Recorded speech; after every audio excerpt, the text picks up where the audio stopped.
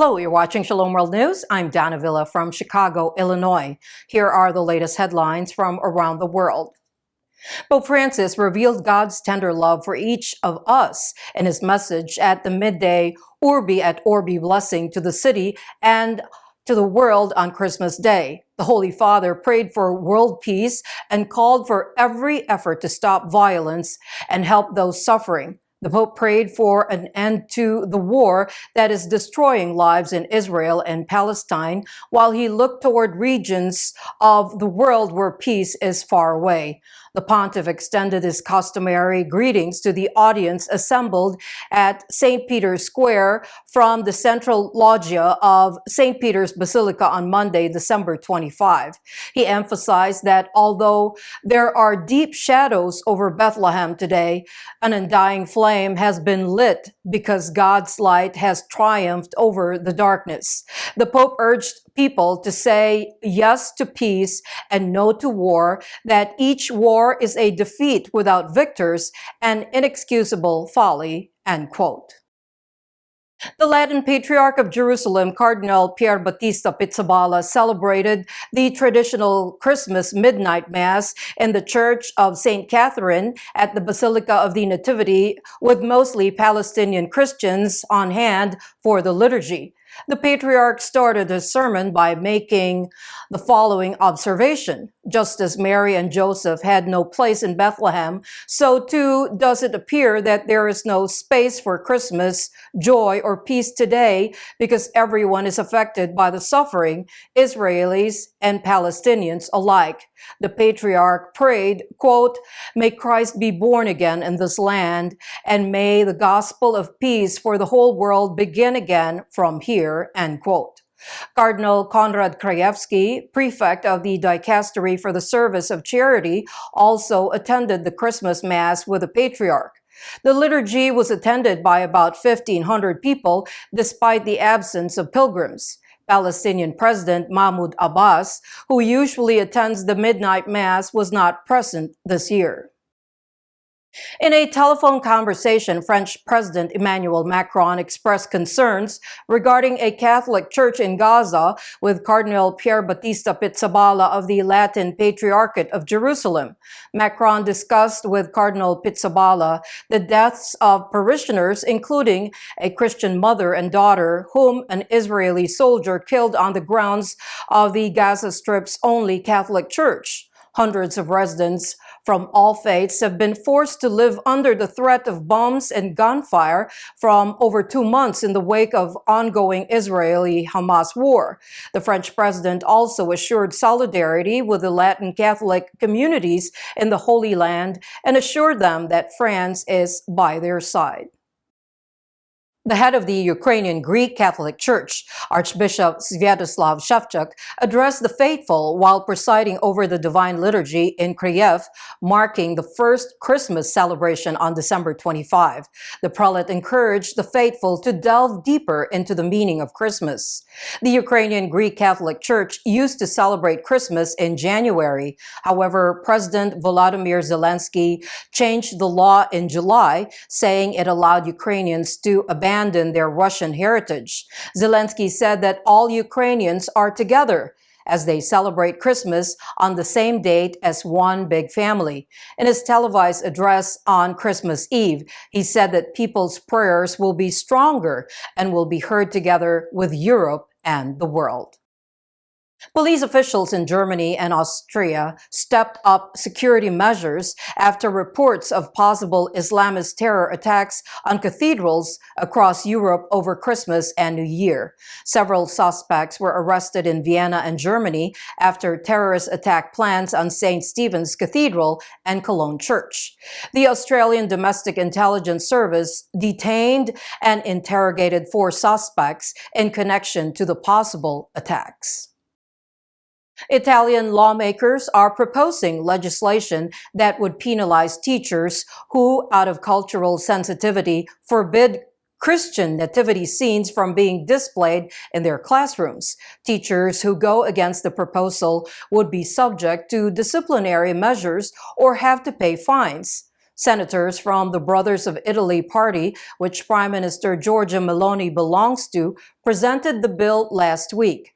The legislators claimed that it was essential to safeguard Christians from prejudice and to maintain Italy's cultural heritage. The measure presented by Senator Lavinia Menuni of Italy states that preventing nativity scenes from being displayed in Italian schools is an attack on people's most fundamental traditions and beliefs and constitutes discrimination against Roman Catholics. However, some objected to the proposed bill, accusing Meloni and her party of using religion as a political weapon. Cuba, the communist-run country, has now become the second Latin American nation to legalize euthanasia after Colombia. The National Assembly of People's Power of Cuba legalized euthanasia on Friday, December 22. The act was passed as part of updating the country's legal framework for its universal and free healthcare system. The legislation stated that the right of a people to a dignified death is recognized in end-of-life decisions, which may include the limitation of therapeutic effort, continuous or palliative care, and valid procedures that end life. The practice of euthanasia and medically assisted suicide is equal with murder and hence opposed by religions around the world.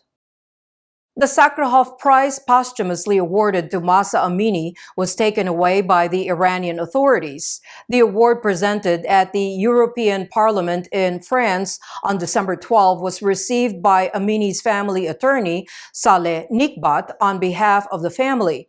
The Norway-based human rights organization, Hengao, and the France-based Kurdistan Human Rights Network said the security forces at the Tehran airport confiscated the award from her attorney. Earlier this month, the Iranian regime had barred Amini's father and brothers from traveling abroad to participate in the award ceremony. 22-year-old Amini died in September 2022 following her arrest by Iran's morality police for allegedly violating the country's strict hijab or dress code.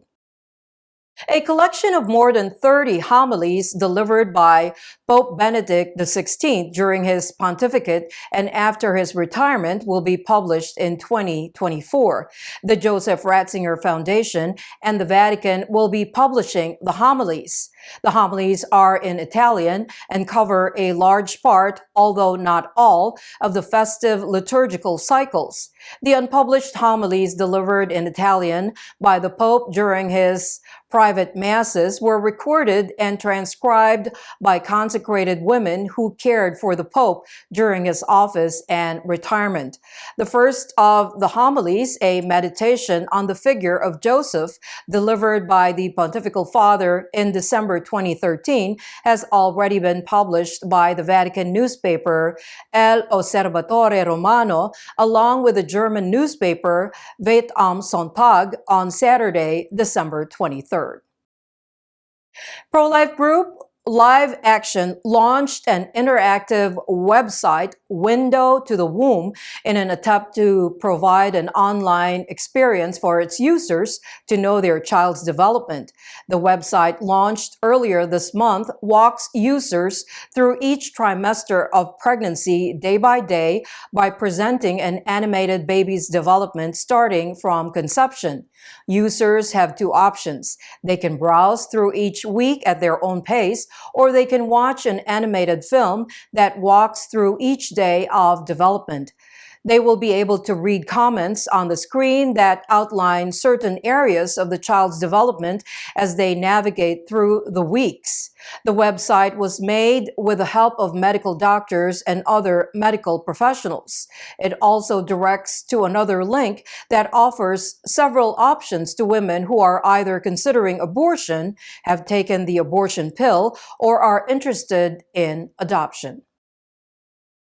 Beijing's top political advisor Wang Huning has asked the Chinese Christian groups to ensure strict management of religious affairs in a bid to synthesize Christian festivities and title control over organized religion. News agency Xinhua reported on Sunday, December 24, that Wang asked the groups to be patriotic and enhance their identification with the nation, Chinese culture, the party, and socialism with Chinese characteristics while meeting with Protestant religious leaders last week during their National Congress in Beijing.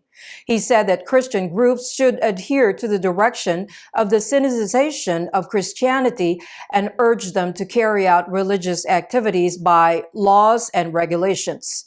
The annual U.S. State Department report on international religious freedom, which was issued in May, claimed that Beijing had removed articles published by Christian-related platforms, restricted internet posts mentioning Jesus or the Bible, and classified some Christian organizations as, quote, cult organizations, end quote. And those are your latest headlines. Do join us tomorrow. In the meantime, you can visit swnews.org for more updates. Shalom.